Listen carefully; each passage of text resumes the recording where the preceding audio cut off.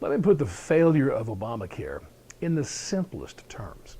There were two basic promises that Obama gave us. One, that Obamacare would save costs of health care. And the second, and most important, it would save lives. All these people that would all of a sudden have access to health care. Has it done it?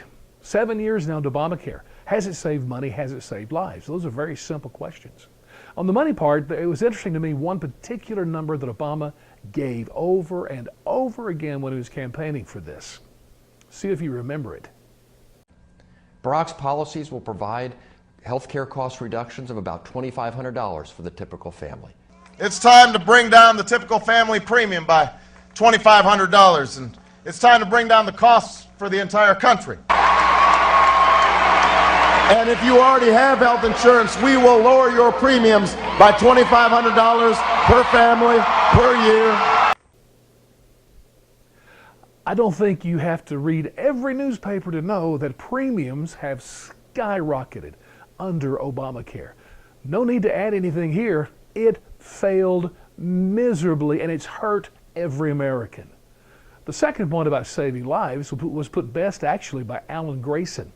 He was a Democrat congressman from Florida, one of the biggest spokesmen for it as it was being sold to us. Here's what he said. We have 45,000 people in this country who are dying every year because they don't have health coverage. The Affordable Care Act would provide coverage to virtually all of them. Now, let me be honest, I've never been able to verify that number he gave, 45,000.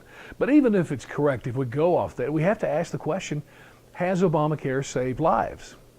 Here's what I look at. The CDC back in 2010 said there were 616,000 deaths in this country from heart disease.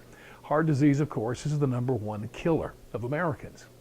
4 years later, which is the latest figure I could find for the CDC, that number had risen to 619,000. Not a great increase, but I think it's safe to say no lives saved as far as heart disease goes because of Obamacare. And I would venture to say nowhere else either. And of all that insurance that people now have access to, I just remind you, insurance is not access to health care. I've heard zillions of stories and read of so many people, because their deductibles are so high, they won't go to see the doctor. Imagine a guy with a bad cough that just won't go away. It gets worse. Family says, hey, go get that checked out, but he won't do it because his deductible's like $1,000. That is not access, my friends. So any way you look at it, Obamacare is a complete and utter failure. 7 years, no doubt about it.